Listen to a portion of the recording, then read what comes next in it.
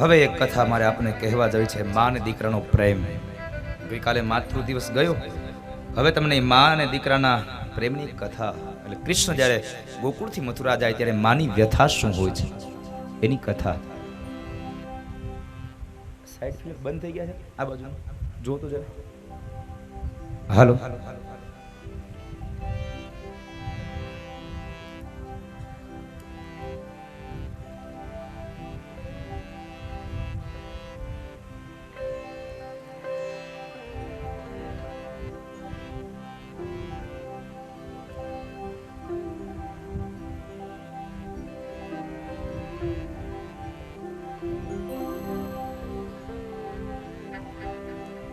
ભગવાનની ઉંમર હવે 11 વર્ષ અને 52 દિવસ થઈ.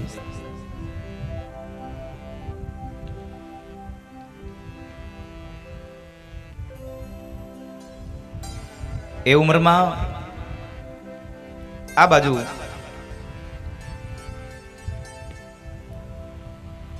કંસની આવરદા, હવે કંસનું એક તપ 12 વર્ષનું થયું.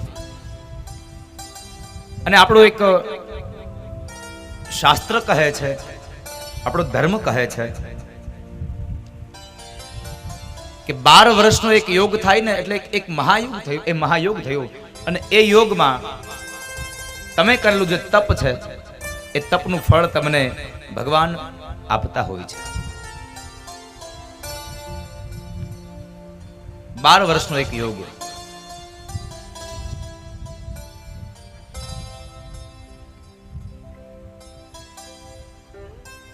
બાર વર્ષના યોગને લઈ અને હવે દેવર્ષિ નારદને થયું કંસ બહુ જીવ્યો.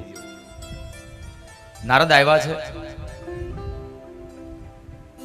નારદ આવીને ક્ષેમ કુશળ સમાચાર પૂછે, કંસ કેમ છે, મજામાં? અરે નારદજી, તમારા આશીર્વાદથી બધું ક્ષેમ કુશળ છે. નારદ કહે છે, ખાખ ક્ષેમ કુશળ હોય? તારી માથે મોતના નગારા વાગે અને તું એમ કહે છે બધું ક્ષેમ કુશળ છે? પેલી માયાના શબ્દો ભૂલી ગયો કે શું? અરે નારદજી, મને બરાબર યાદ છે એ શબ્દો, પણ અમને એક વાતની શંકા છે કે વસુદેવ અને દેવકીનું 8મું સંતાન એ ગોકુળમાં રહેલા નંદ અને યશોદાનો જે દીકરો છે, કદાચ એ 8મું સંતાન છે, એના મિત્ર છે, એટલે અમને એના માથે શંકા જાય છે કે વસુદેવ અને દેવકીનું 8મું સંતાન એ નંદ અને યશોદાનો દીકરો છે. નારદજી કહે છે, અરે કંસ, લાવ તારી શંકા ઉપર હું મોહર લગાવી દઉં. તારી શંકા એ સત્ય છે. તારી શંકામાં જરાય આશંકા કરવા જેવું છે જ નહીં. તારી શંકા સત્ય છે. વળી કંસ બોલ્યો છે કે નારદજી, પણ મને એમ થાય છે કે મારા કારાવાસમાં રહ્યા, આ બંદીખાનામાં બંધ છે, તો એ દીકરો બાળકને પહોંચે કે? નારદ કહે છે, કંસ તું મૂર્ખ છે, તને ખબર નથી.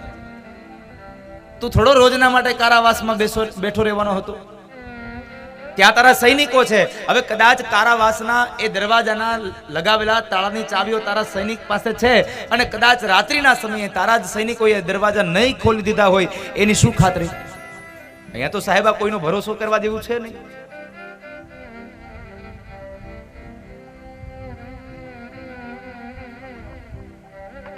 એની કઈ ખાતરી તને? કંસને વાત પણ સમજાણી, બરાબર છે.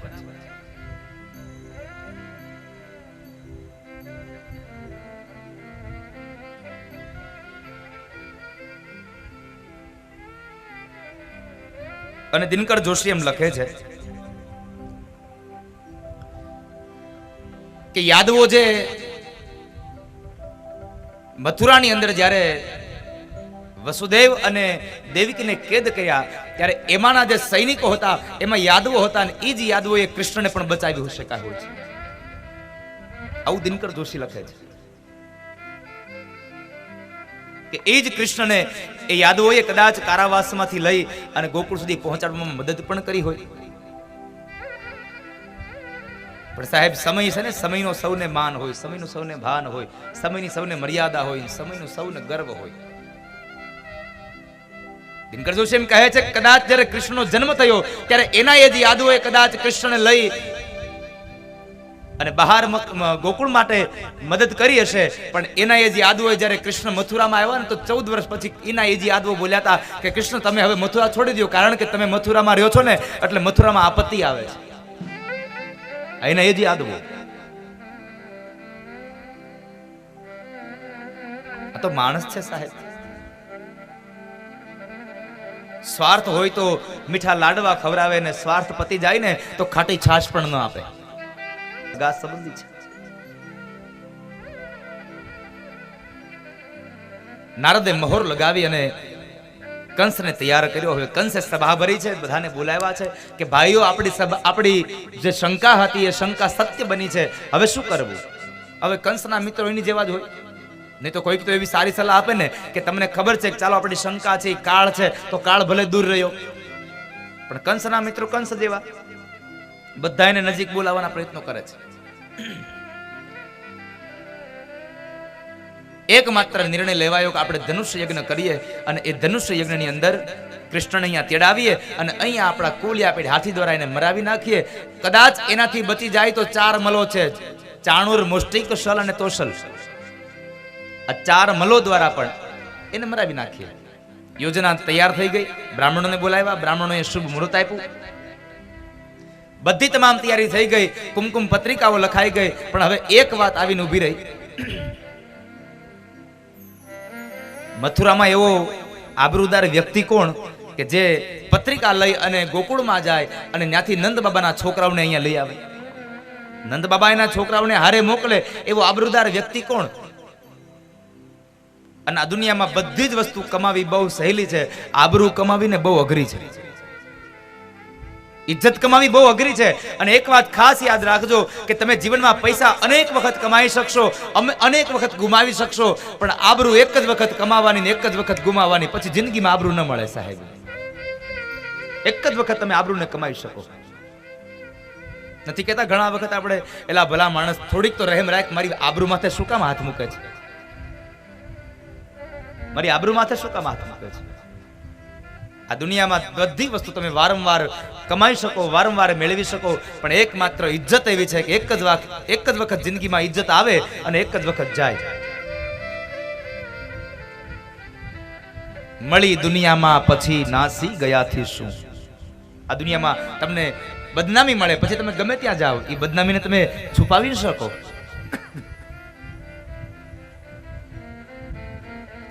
તમામ અહીંયા યોજના તૈયાર થઈ. એક માણસ દેખાયો આબરૂદાર, એ મથુરામાં હતો અક્રૂરજી મહારાજ. કંસે અક્રૂરજી મહારાજને કુમકુમ પત્રિકા આપી, સોનાનો રથ આપ્યો અને કહે છે કે લ્યો અક્રૂરજી મહારાજ, આવતીકાલ સવારે તમારે વ્રજમાં જવાનું છે અને ત્યાં આગળથી તમારે નંદ બાબાના જે દીકરાઓ છે એને તમારે અહીંયા લઈ આવવાના છે. મહારાજ, આ નંદરાયના છોકરા શા માટે? અરે અક્રૂર, આપણી જે શંકા હતી ને એ શંકા સત્ય બની છે. વસુદેવ અને દેવકીનું 8મું સંતાન છે, મારો કાળ છે, માટે એને લઈ આવો અહીંયા. અક્રૂરજી કહે છે મહારાજ, મારી વાત માનો તો એક વાત કહું. તમને ખબર છે કે તમારો કાળ છે તો શા માટે એને નજીક લાવો છો? ભલે દૂર રહ્યો, રહેવા દો ને. પણ એ સમયે કંસ ન માન્યો. અને આમ પણ મહાપુરુષો કહે છે કે જેનો વિનાશ હોય ને એની બુદ્ધિ પણ વિપરીત બની જાય. વિનાશ કાળ એ વિપરીત બુદ્ધિ. અને અનેક વખત તમે સમજાવો, આવા મહાપુરુષો સમજાવે, છતાં પણ માણસ ન સમજે, કારણ હવે એનો વિનાશ નક્કી છે. જીવનમાં આપણો નાશ થાય ને એને હસતા મોઢે સ્વીકાર લેવાય, પણ વિનાશને તો કોઈ દી જિંદગીમાં આવવા જ ન દેવો સાહેબ. નાશ ભલે થાય પણ વિનાશ ન થવો જોઈએ. શબ્દમાં માત્ર એક શબ્દનો તફાવત છે, પણ પરિણામ બહુ આકાશ અને ધરતીનો તફાવત બતાવે સાહેબ.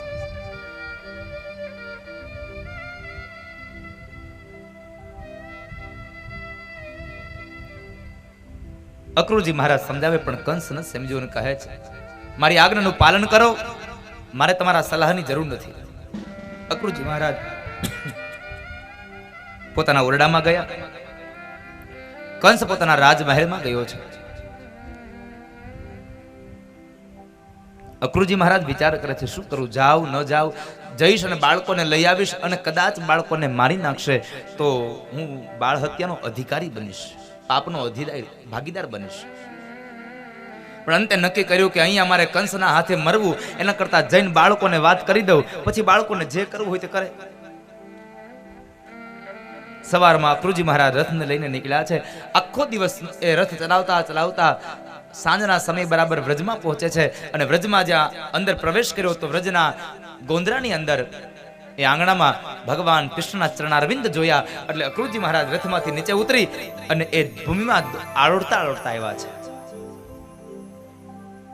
કે જ્યાં મારા ઠાકોર ઉઘાડા પગે ચાલતા હોય ત્યાં મારાથી રથમાં ન બેસાય.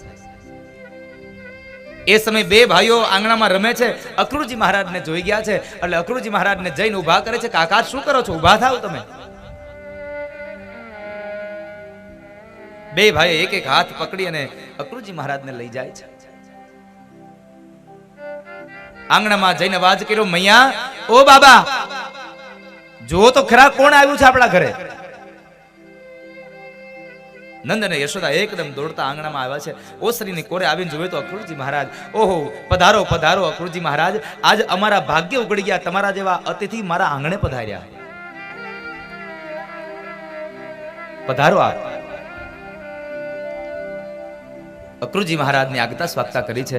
સાંજનું ભોજન કરી બધા લોકો બેઠા છે અને એ સમયે નંદ બાબાએ પ્રશ્ન કર્યો, પ્રસ્તાવ મૂક્યો કે અક્રુજી મહારાજ, અહીં આવવાનું પ્રયોજન? નંદરાય, મથુરા નરેશ કંસ ધનુષ્ય યજ્ઞ કરે છે અને આ યજ્ઞની હું આમંત્રણ પત્રિકા લઈને આવ્યો છું અને સાથે સાથે હું તમારા બે દીકરા કૃષ્ણ અને બલરામને હું તેડું કરવા આવ્યો છું, હું એને લઈ જવા માટે આવ્યો છું. નંદ બાબાને અતિશય આનંદ થયો કે ક્યાં મથુરા નરેશ રાજા એ કંસ અને ક્યાં મારા દીકરાઓ, અને એને તેડવા માટે આ સોનાનો રથ આવ્યો. મારા દીકરાનું માન તો જુઓ. અતિશય આનંદ થયો, બહુ આનંદ થયો. પણ માં યશોદાને આ વાત ન ગમી, કારણ મારા દીકરાને લઈ જવાની વાત યશોદાને ન ગમી.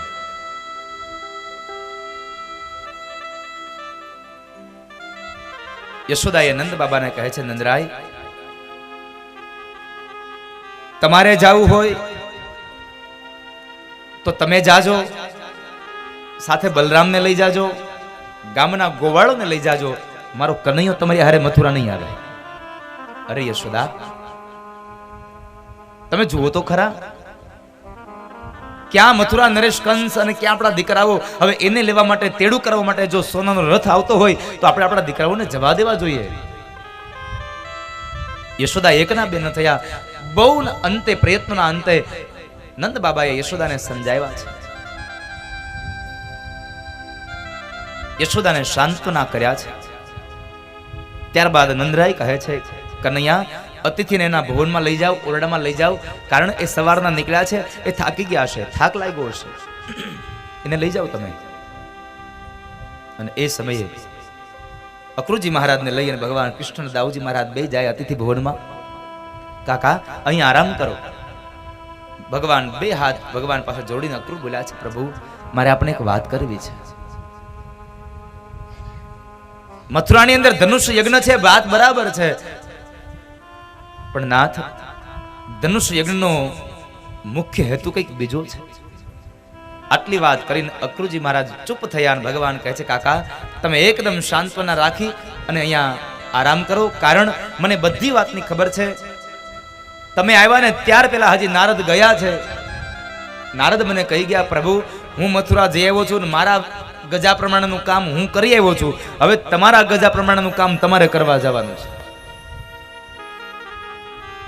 અહીંયા બધાને પોતપોતાના એક કામની એક પદ્ધતિઓ સોંપેલી હોય સાહેબ. અમુક માણસમાં અમુક ખાસિયત હોય, એ કામ એ જ કરી શકે, બધાય કામ ન કરી શકે. ભગવાને નિર્મિત બનાવ્યો હોય, ભગવાને નિમિત્ત કર્યો હોય કે આ માણસ દ્વારા જ આ કામ થશે.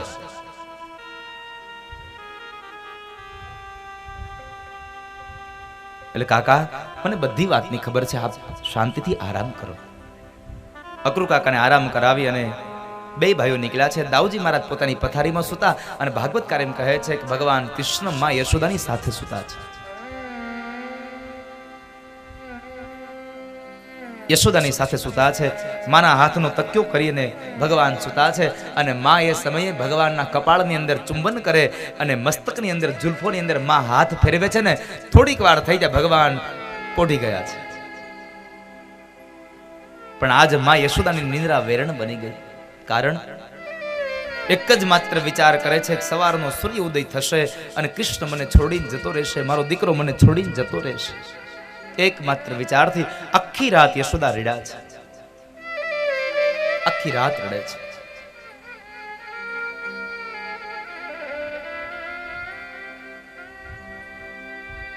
રડતા રડતા સવારનો સૂર્ય ઉદય થવા વહેલી સવારમાં માં જાગે છે, નિત્યકર્મ કરી પ્રવારી બધું કામ કરે છે અને એ સમયે દાઉજી મહારાજ તૈયાર થયા છે અને ભગવાન કૃષ્ણ હજી સૂતા છે. કૃષ્ણ સૂતા છે હજી. અને એ સમયે નંદ બાબા આવી અને યશોદાને કહે છે, યશોદા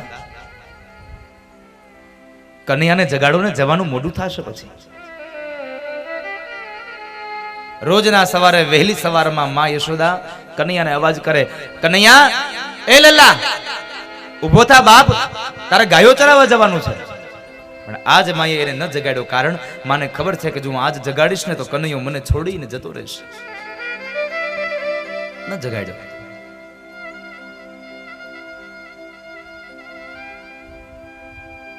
પણ માયા કૃષ્ણને જગાડવા માટે જ્યાં ઓરડામાં પ્રવેશ કરે તો પલંગની મધ્યમાં ભગવાન કાળી કામળી ઓઢી મસ્તકથી પગ સુધી દબાવી અને કૃષ્ણ સૂતા છે. ભગવાન સૂતા છે. આ દ્રશ્યને જોયું માએ ભારે હૈયે કાળી કામળીનો છેડો ખેંચીને કહે છે, લાલા ઉભો થા બાપ, જવાનું મોડું થશે. કૃષ્ણ ઉભા થયા, માને જોઈને માને વંદન કર્યા છે. માએ પોતાની છાતીએ લગાડી બે હાથથી મસ્તકને પકડી અને ભગવાનના કપાળની અંદર માએ ચુંબન કર્યા છે. માની આંખના ખૂણાઓ ભીના થઈ ગયા. કૃષ્ણને આંખના ખૂણાઓ ભીના થયા છે.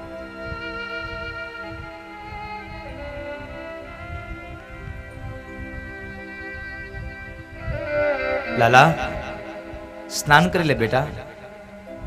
ભગવાનને સ્નાન કરાવ્યું. માં શૃંગાર કરે છે. કનૈયાને શણગાર કરે ને સમયે કનૈયાને શૃંગાર કરતા કરતા યશોદા રડે છે. મોઢામાંથી શબ્દો નીકળ્યા, લાલા આજ અંતિમ વાર મારા બાપ તને હું શણગાર કરી દઉં, પછી ખબર નહીં તારી માં તને ક્યારે શણગાર કરી શકશે. આ યશોદા ક્યારે શૃંગાર કરશે એનો કઈ ખબર.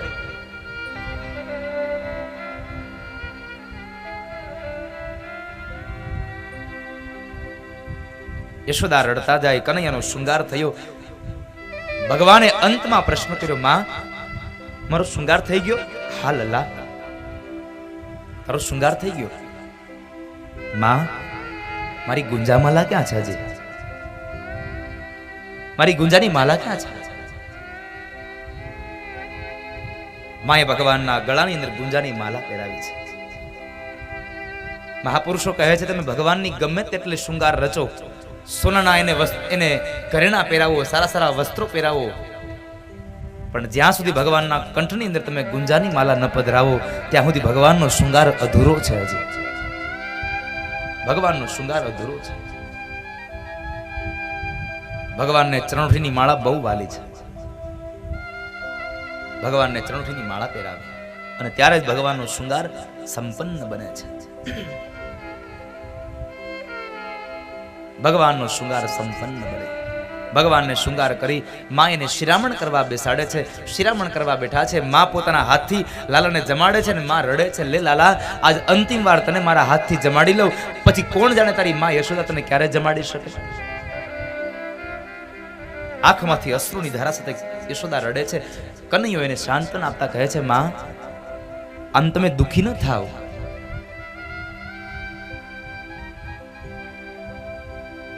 માને શાંતના આપી ભગવાને શિરામણ કરીને તૈયાર થયા. રથ તૈયાર થયા છે. દાઉજી મહારાજ બેઠા છે. અક્રૂરજી મહારાજ રથમાં બેઠા છે. વેલડાઓ તૈયાર થયા છે. એની અંદર ગોવાળિયાઓ તૈયાર થયા છે. નંદ બાબા બેઠા છે. યશોદા થોડી ઉતાવળ કરો, હવે જવામાં તાપ થઈ જશે. ભગવાનને લઈને યશોદા બાર આંગણામાં આવે છે.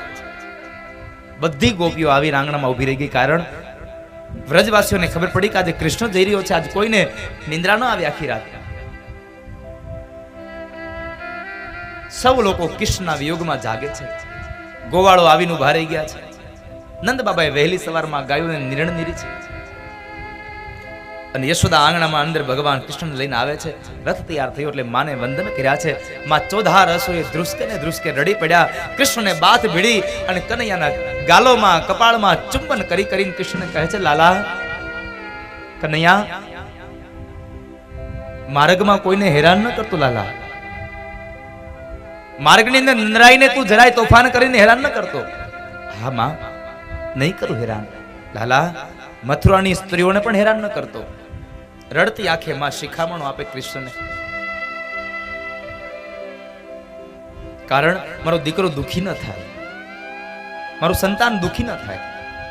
માતૃત્વનો ભાવ છે સાહેબા, મારું સંતાન દુખી ન થાય. આ જગતની તમામ માતાઓને એક જ હામ હોય, મારો દીકરો સુખી થાય, મારો દીકરો સુખી થાય. પણ માં જ્યારે દુખી થાય ને ત્યારે દીકરાને એ માનું દુઃખ નથી દેખાતું ને, એ મોટી કરુણા છે આ ભારત વર્ષની સાહેબ. સંસ્કૃતિ મરી પરવારી છે હમણાં. કારણ આપણા ભારત વર્ષમાં 3 કૃતિઓ છે: પ્રકૃતિ, સંસ્કૃતિ અને વિકૃતિ. એમાં પ્રકૃતિ અને સંસ્કૃતિ બે ધીમે ધીમે નાશ થતી જાય છે અને વિકૃતિમાં માણસ આ વિકૃતિમાં ઘેરાતો જાય છે. કારણ પશ્ચિમી સંસ્કૃતિના વાયરામાં એ માણસ વીંટળાઈ ગયો છે. એટલા માટે ફરક માત્ર એટલો થયો કે પશ્ચિમી સંસ્કૃતિ વાળાએ આપણી સંસ્કૃતિને પકડી લીધી અને આપણે એની સંસ્કૃતિને પકડી લીધી. કૃષ્ણના વિયોગમાં એ માં યશોદા રડે છે. લાલા, કોઈને હેરાન ન કરતો દીકરા. હા, બધી ગોપીઓ રડે છે. ભગવાન કૃષ્ણ બરાબર જ્યાં રથના પૈડા ઉપર, રથના પગથિયા પર એક પગ મૂક્યો ને એક પગ ધરતીની નીચે છે અને એ જ સમયે ગોપીઓ દોડી જઈ કૃષ્ણનો પગ પકડીને કહે છે, કનૈયા, અમને તારી સાથે લેતો જા, અને જો તારી સાથે ન લઈ જવા હોય તો એક કામ કર, આ તારા રથના પૈડા અમારા શરીર ઉપર ચલાવી દે, અમારો પ્રાણ કાઢી નાખ, પછી તારે જ્યાં જવું હોય ત્યાં જતો રહેજે. તારા વિયોગમાં તારી આ ગોપીઓ હવે જીવન ન જીવી શકે.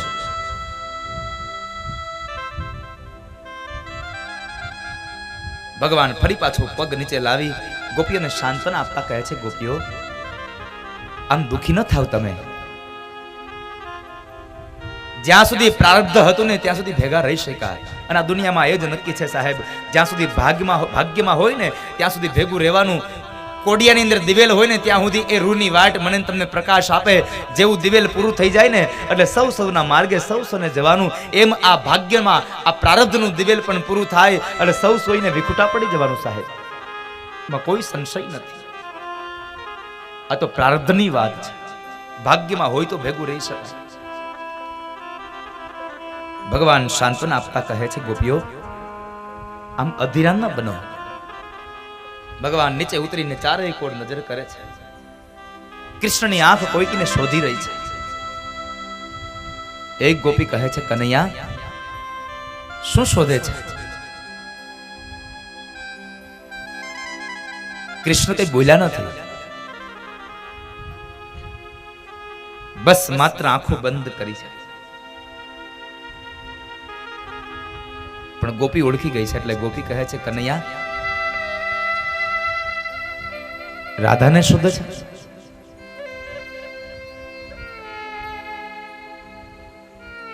કૃષ્ણ માત્ર મસ્તક હલાવીને હા પાડે છે. ગોપી કહે છે, સામે જો વૃક્ષના થડ પાછળ તારી રાધા ઊભી છે. અને એ સમયે રાધિકાજી પોતાની ચુંદડીનો એક છેડો લઈ મોઢામાં રાખી નખને કાપે છે અને જમણા પગના અંગૂઠાથી એ ધરતીને કોતરે છે. કૃષ્ણના વિયોગમાં જીવા કરતા જો આ ધરતી જગ્યા આપી દે ને તો હું ધરતીમાં સમાઈ જાઉં. કૃષ્ણના વિયોગમાં જીવન ન જીવી શકાય. પ્રેમ તો સૌ કોઈને રડાવે છે. કૃષ્ણ ત્યાંથી ચાલતા ચાલતા રાધિકા પાસે ગયા છે. ત્યાં જઈને એટલું જ બોલ્યા છે, કૃષ્ણ, રાધા, मैं जा रहा हूं, मैं जा रहा हूं ના શબ્દો સાંભળ્યા અને ચોધાર અશ્રુએ રાધા રડી પડ્યા છે. એક પણ શબ્દ રાધિકા ન બોલ્યા. આંખમાંથી માત્ર અશ્રુની ધારા વહે છે.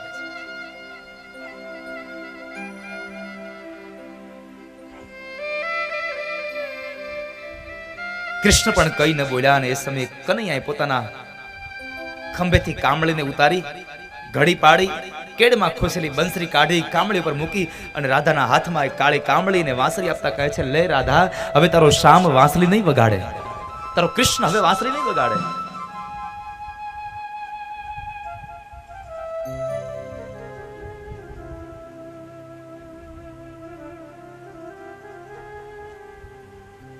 કૃષ્ણ ત્યાંથી નીકળી ગયા છે અને રથમાં બેઠા છે. રથ આગળ ચાલ્યો, પણ રથ ચાલે ને એમ માં યશોદા પાછળ ગાંડી થઈને દોડે છે. કનૈયા કનૈયાનો ઉદ્ગાર કરતા કરતા યશોદાના વાળ વિખરાઈ ગયા. યશોદાની આંખો ચોધાર અસુરે રડે પડે છે. કૃષ્ણથી એક વાળ માત્ર પાછળ જોવાયું અને માની આ દશા જોઈ અને કૃષ્ણએ રથને ઉભો રાખ્યો. કાકા, રથને ઉભો રાખો. ભગવાન રથમાંથી નીચે ઉતર્યા, માં પાસે આવીને માને કહે છે, માં શું કરો છો તમે? આમ દુખી ન થાવ, આટલા બધા આટલા અસહ્ય વેદના ન બેઠો. ચોધાર અસુરે રડી પડેલી માં કનૈયાના બે હાથ પકડીને કહે છે,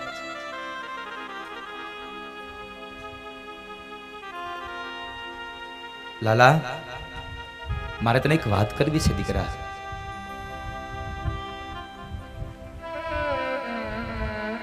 બોલને માં. તને યાદ છે લાલા, તું નાનો હતો ત્યારે મેં તને, તું બહુ તોફાન કરતો હતો ત્યારે મેં તને બાંધ્યો છે. ખાનણિયા સાથે બાંધી દીધો હતો લાલા. હા માં, બસ દીકરા, મારે એક જ વાત કરવી છે. વ્રજ અને વૃંદાવનની તમામ વાતો તું યાદ રાખજે, પણ મેં તને ખાનણીએ બાંધ્યો હતો ને, આ વાતને ભૂલી જાજે. અને એ સમયે કૃષ્ણ માના હાથ પકડીને કહે છે, માં, મારા જિંદગીની બધી વાતો ભૂલી શકું, પણ યશોદા, તે મને બાંધ્યો છે, આ જિંદગી ભર ન ભૂલી શકું, કારણ આ દુનિયામાં મને કોઈ ન બાંધી શકું. યશોદા, એક માત્ર તે મને બાંધ્યો છે. આ દુનિયામાં મને કોઈ ન બાંધી શકું, માત્ર તે મને બાંધ્યો છે. માં યશોદાની આ વાતને સાંભળી અત્યાર સુધી કૃષ્ણ નહોતા રહ્યા, પણ હવે કૃષ્ણની આંખોમાં આંસુને બુંદ આવીને ઉભા રહ્યા છે. કૃષ્ણની આંખના ખૂણાઓ પલ્લી ગયા. નજર કરે છે તો ગાયો પણ રડે છે. અરે, માણસ રડે, ગોપી રડે, ગોવાળો રડે તો ઠીક છે, આ તો ગૌશાળાની ગાયો રડે છે. ભાગવતકાર તો એમ કહે છે કે નંદ બાબાએ વહેલી સવારમાં ગાયોને નિરણ નાખી, પણ એક પણ ગાયે પોતાના નિરણની અંદર મોઢું ન નાખ્યું, કારણ આજે ખબર પડી ગઈ કે અમારો કૃષ્ણ જાય છે. કનૈયાના વિયોગમાં ગાયોએ નિરણ પણ ન ખાધી. પક્ષીઓ પણ પોતાના માળાને મૂકી અને ચણ લેવા નથી ગયા, કારણ આજ કૃષ્ણ જતા રહેશે તો અમને કોણ વાંસળીના સુર સંભળાવશે?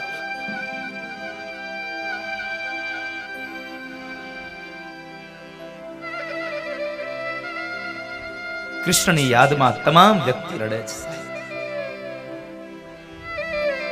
માને અંતિમ શબ્દો ભગવાન કહીને ગયા છે, માં, હવે રડશો નહીં, દુખી ન થાવ, આપણે બહુ જલ્દી મળીશું, હું તમને મળીશ પાછો. ભગવાને એટલું ચોક્કસ કીધું, હું તમને મળીશ.